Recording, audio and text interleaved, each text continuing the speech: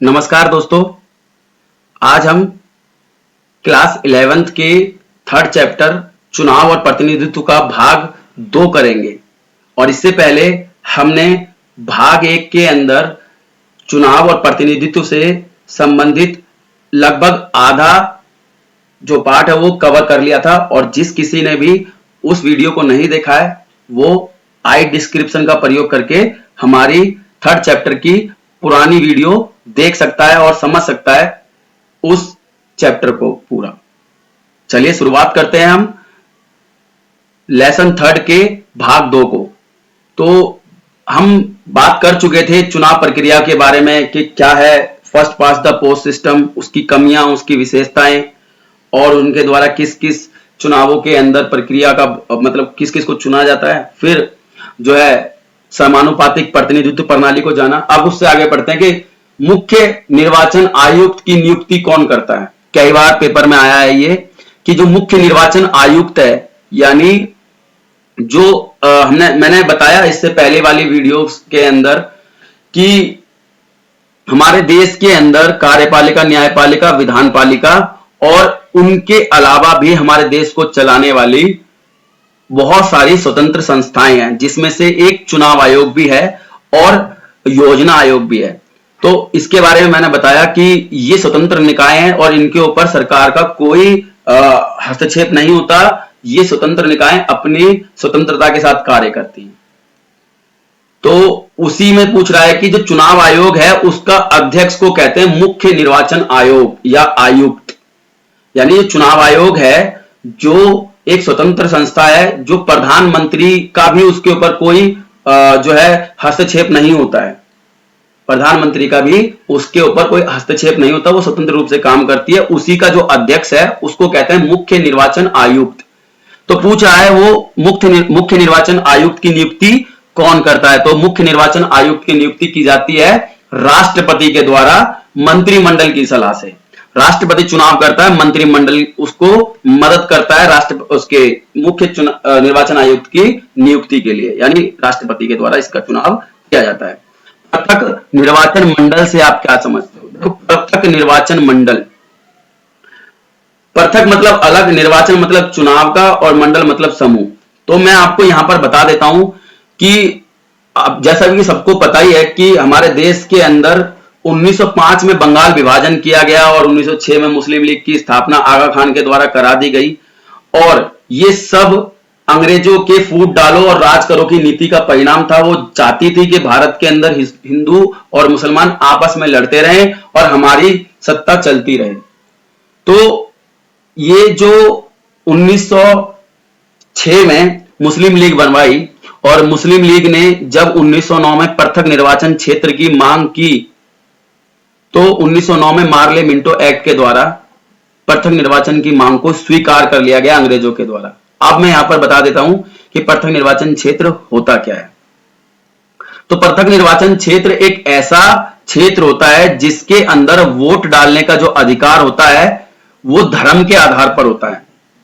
यानी किसी एक समुदाय के लोग उस चुनाव क्षेत्र में चुनाव लड़ेंगे और चुनावों के अंदर खड़े होंगे, साथ में केवल उसी धर्म के लोगों को चुनाव में वोट डालने का अधिकार होगा। उदाहरण के लिए समझाता हूं कि मान लीजिए कोई लोकसभा की सीट है, अगर वो पृथक निर्वाचन मंडल के आधार पर आरक्षित है यानी निर्धारित की गई है, तो उसके अंदर मान लीजिए, मैं बस उदाहरण के लिए समझा रहा हूं कि वो मुस्लिम पृथक निर्वाचन के आधार पर निर्धारित कर दी, तो उस चुनाव क्षेत्र के अंदर जो चुनाव लड़ेगा प्रतिनिधि, चाहे 10 चुनाव लड़े प्रतिनिधि, 10 के 10 मुस्लिम होंगे और उस क्षेत्र के अंदर कितनी भी पॉपुलेशन किसी भी धर्म को मानती हो, लेकिन चुनाव में वोट डालने का अधिकार जो होगा वो सिर्फ और सिर्फ मुस्लिमों को ही होगा। इसी को कहते हैं पृथक निर्वाचन मंडल, यानी धर्म के आधार पर एक अलग चुनाव क्षेत्र जिसके अंदर एक विशेष समुदाय का लोग जो व्यक्ति है वो चुनाव लड़ेगा और उसी समुदाय के लोगों को, सिर्फ उसी समुदाय के लोगों को वोट डालने का अधिकार होता है। इसको कहते हैं पृथक निर्वाचन मंडल। इसमें पढ़ लेते हैं एक बार, आसान हो जाएगा अब, कि किसी समुदाय के प्रतिनिधि के चुनाव में सिर्फ उसी समुदाय के लोग वोट डाल सकेंगे। समझ में आ गया हो कि कोई भी चुनाव हो तो उसके अंदर एक ही प्रतिनिधि होगा कोई विशेष समुदाय का, और उसी समुदाय के लोग उसको वोट डालेंगे। इसके बाद निर्वाचन आयोग क्या है और इसके कार्य बताने। बहुत इंपॉर्टेंट क्वेश्चन है, पेपर में कई बार आया है, तो मैं यहां पर बताता हूं। निर्वाचन आयोग एक संवैधानिक संस्था है। संवैधानिक मतलब संविधान में इसका वर्णन है, संविधान ने हमको ये दी है, और ये स्वतंत्र और निष्पक्ष आयोग है। बेटा मतलब कहने का सरकार के अंडर काम नहीं करता है, और ना ही सरकार का इससे कोई लेना देना होता है। सरकार के अंडर ना ही काम करता, ना ही सरकार का इससे कुछ लेना देना होता है। ये स्वतंत्र निकाय है और ये संविधान द्वारा इसको नियुक्त किया गया है। फिर इसका जो उल्लेख है भारतीय संविधान के अनुच्छेद 324 से 330 तक इसका वर्णन मिलता है भारत के अंदर चुनाव आयोग का। इसका कार्य संपूर्ण देश में चुनाव स्वतंत्रता व निष्पक्ष करवाना, यानी इसका सबसे महत्वपूर्ण काम है पूरे भारत के अंदर चुनावों को निष्पक्ष और स्वतंत्र रूप से करवाना इसका काम है। और इसके निम्नलिखित कार्य ये करता है। मतदाता सूची तैयार करता है, जैसे वोटर लिस्ट आती है ना घरों पर इलेक्शन में, तो उसको बनाने का काम चुनाव आयोग का होता है। सबसे महत्वपूर्ण काम स्वतंत्र और निष्पक्ष चुनाव करवाता है कि कोई धांधलेबाजी ना हो जाए। इसके बाद चुनावों की तिथि की घोषणा करता है। सरकार नहीं करती कुछ भी काम ये कि चुनाव कब होंगे, चुनावों की तिथि की घोषणा करने का भी जो काम होता है वो चुनाव आयोग का होता है। चुनाव आयोग और निर्वाचन आयोग बेटा एक ही चीज है, इसमें कंफ्यूज मत होना। चुनाव आयोग और निर्वाचन मतलब भी चुनावी होता है। इसके बाद आचार संहिता लागू करना। आचार संहिता का अभी मैं बता दूंगा, आगे भी क्वेश्चन आएगा। आचार संहिता लागू करना। इसके बाद मतगणना की तिथि ये निर्धारित करता है। फिर चुनावों के बाद रिजल्ट यानी परिणाम घोषित करता है, कौन जीता कौन हारा, ये भी चुनाव आयोग करता है। चुनावों को स्थगित करना, कोई बीमारी हो जाए या कोई प्रॉब्लम हो जाए तो चुनावों को स्थगित कर दिया जाता है, वो भी चुनाव आयोग करता है। लोग जब चुनाव लड़ने जाते हैं तो उनको जो चुनाव आयोग जो है चुनाव चिन्ह भी बांटता है, यानी चुनाव चिन्हों का बंटवारा करना, ये भी चुनाव आयोग का काम है। राजनीतिक दलों को मान्यता दे देना, कोई नया राजनीतिक दल बनता है तो उसको चुनाव आयोग से परमिशन लेनी पड़ती है, वो भी चुनाव आयोग देता है। मतदाता केंद्रों का निर्धारण करना कि कहां पर वोट डाले जाएंगे, कितने जो है लोग उसके अंदर वोट डालने आएंगे, ये सब काम करना चुनाव आयोग का काम। पार्टियों का क्षेत्रीय और राष्ट्रीय में वर्गीकरण। पार्टी दो प्रकार की होती है, क्षेत्रीय पार्टी और राष्ट्रीय पार्टी। इनको क्षेत्रीय पार्टी का दर्जा देना और राष्ट्रीय पार्टी को राष्ट्रीय पार्टी का दर्जा देना, ये भी चुनाव आयोग का काम है। तो आसान से ज्यादा मुश्किल नहीं है। फिर चुनाव आयोग के प्रथम और वर्तमान चुनाव आयुक्त का नाम बताइए। तो मैं यहां पर बताता हूं आपको कि भारत के अंदर जो पहले चुनाव आयुक्त थे, भारत के पहले चुनाव आयुक्त वो थे सुकुमार सेन। भारत के प्रथम चुनाव आयुक्त सुकुमार सेन थे और वर्तमान चुनाव आयुक्त सुनील अरोड़ा है। फिर इसके बाद बताना है कि मुख्य चुनाव आयुक्त का जो चुनाव राष्ट्रपति द्वारा मंत्रिमंडल की सलाह से किया जाता है, जैसे मैं पहले बता चुका हूं। और इसको हटाने की प्रक्रिया वो महाभियोग है, यानी अगर किसी मुख्य चुनाव आयुक्त को हटाना है तो उसको हटाने की एक प्रक्रिया है जिसका नाम है महाभियोग। महाभियोग के द्वारा ही चुनाव आयोग का जो अध्यक्ष होता है उसको हटाया जाता है। इसका कार्यकाल 6 से 65 वर्ष का होता है, अर्थात ये 6 वर्ष के लिए चुना जाता है और 65 वर्ष तक रहता है। अब जो पहले पूरा हो जाएगा उसी के द्वारा जो है मुख्य चुनाव आयुक्त वो रिटायर हो जाता है। इसके बाद अगला जो क्वेश्चन है वो है स्वतंत्र व निष्पक्ष चुनावों से आप क्या समझते हो तथा इसको करवाने की जिम्मेदारी किसकी है। तो मैं यहां पे बताता हूं कि स्वतंत्र व निष्पक्ष चुनावों का अर्थ बिना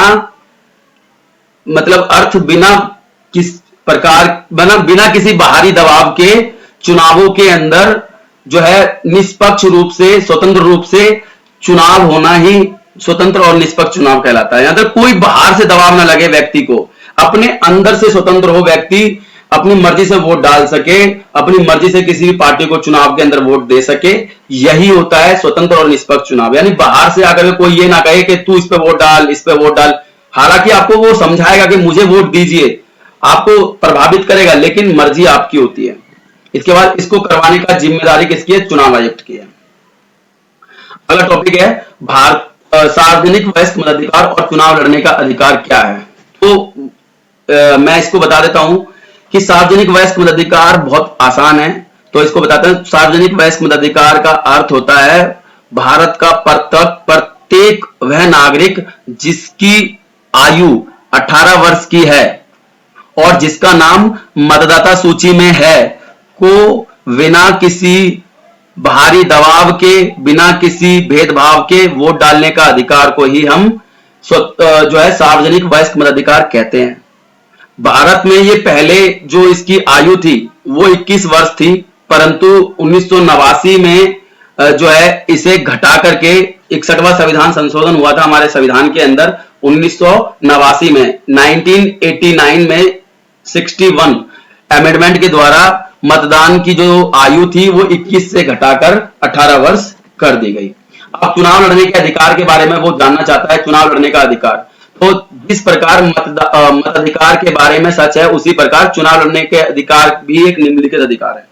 तो कौन कौन चुनाव लड़ सकता है, आपको ये बताना है कि पहली बात तो भारत का नागरिक होना चाहिए, फिर वो पागल नहीं होना चाहिए, दिवालिया नहीं होना चाहिए।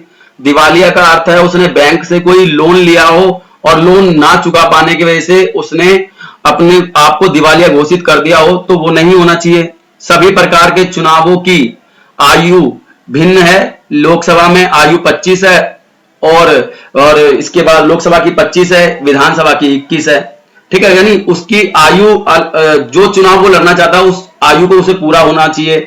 फिर लाभ के पद पर नहीं होना चाहिए, यानी कोई सरकारी नौकरी नहीं होनी चाहिए उसके पास।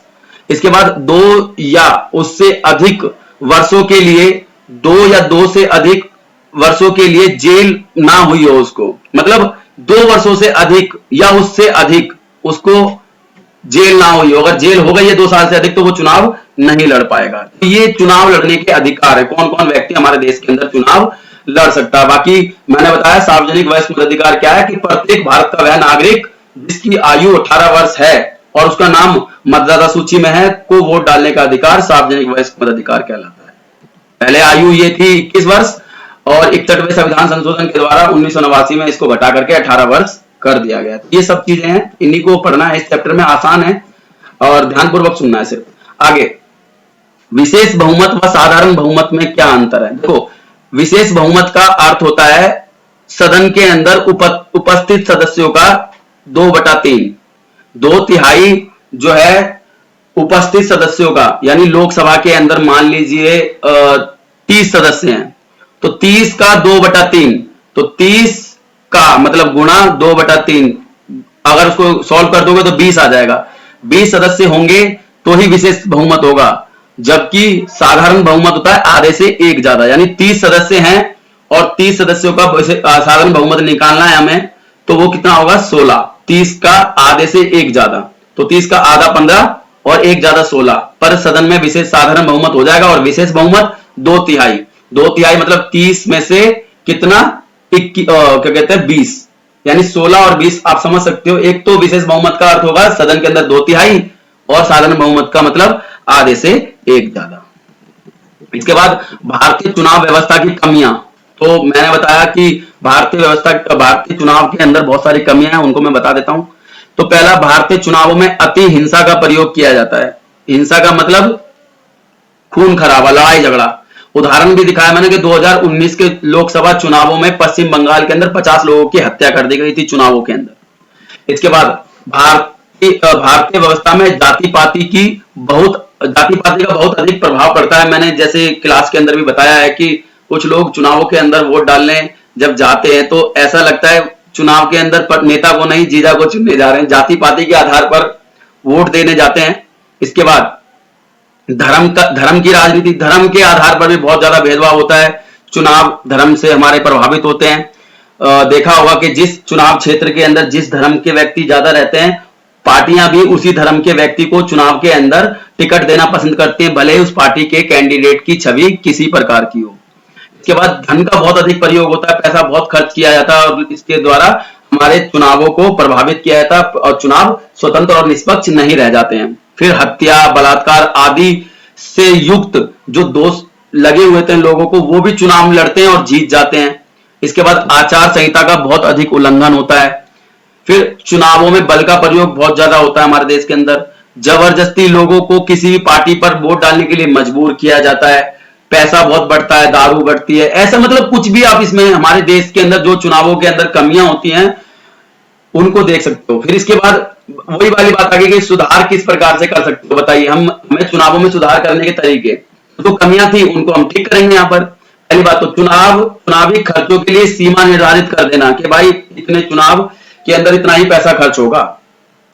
अपराधी जो लोग हैं उनको चुनाव लड़ने के लिए अयोग्य घोषित कर देना कि वो अपराधी लोग चुनाव नहीं लड़ेंगे, तो इस तरीके से चुनाव अच्छे हो सकते हैं। चुनाव प्रचार में धर्म और जाति के आधार पर प्रचार ना हो, यानी धर्म और जाति के प्रचार पर रोक लगा दी जाए। चुनाव में पैसा, शराब आदि का लालच ना दिया जाए। चुनाव आयोग को मजबूत किया जाए। महिलाओं की भागीदारी ज्यादा सुनिश्चित की जाए। चुनावों के अंदर राजनीतिक अपराधीकरण को रोका जाए। आचार संहिता का पालन कराया जाए। अर्थात ये सब चीजें इसमें हम और भी ऐड कर सकते हैं कि जैसे जो चुनाव लड़ने जा रहा है व्यक्ति, उसकी योग्यता निर्धारित कर देनी चाहिए। यानी एक व्यक्ति को छोटा सा चपरासी का पद लेना सरकारी नौकरी के लिए, तो उसको 12वीं पास होना पड़ता है, पेपर देना पड़ता है, लेकिन देश का प्रधानमंत्री बनने के लिए कोई योग्यता की आवश्यकता नहीं होती है, सिर्फ अनपढ़ भी बन सकता है। आप इस चीज को समझिए, यानी नेता बनने के लिए भी हम योग्यता निर्धारित कर सकते हैं देश के अंदर चाहे तो, इससे हमारे चुनाव अच्छे हो जाएंगे। फिर आचार संहिता से आप क्या समझते हो? तो आचार संहिता की घोषणा चुनाव आयोग करता है। यह चुनाव आयोग के ऐसे निर्देश होते हैं जो घोषणा की तारीख से चुनाव की समाप्ति तक लागू रहते हैं, जिसका पालन सभी राजनीतिक पार्टियों को करना पड़ता है ताकि चुनावों पर कोई इसका प्रभाव ना पड़े। ये तो हो गई इसकी जो है पुस्तक की भाषा। मैं आपको इसको साधारण शब्दों में समझाता हूं। चुनाव आयोग चुनाव से पहले एक तिथि निर्धारित कर देता है और उस तिथि के बाद कोई भी कैंडिडेट या प्रत्याशी को चुनाव के अंदर प्रचार करने के ऊपर रोक लगा दी जाती है। वो किसी भी तरीके का प्रचार नहीं कर पाता, ना पर्चे बांट पाता है, ना लाउड स्पीकर पर आवाजें दे पाता है, ना झंडे, ना टोपी, इस प्रकार का कोई भी काम वो नहीं कर पाता है ताकि चुनाव प्रभावित ना हो जाए, चुनावों के अंदर लोगों के ऊपर गलत प्रभाव ना पड़ जाए।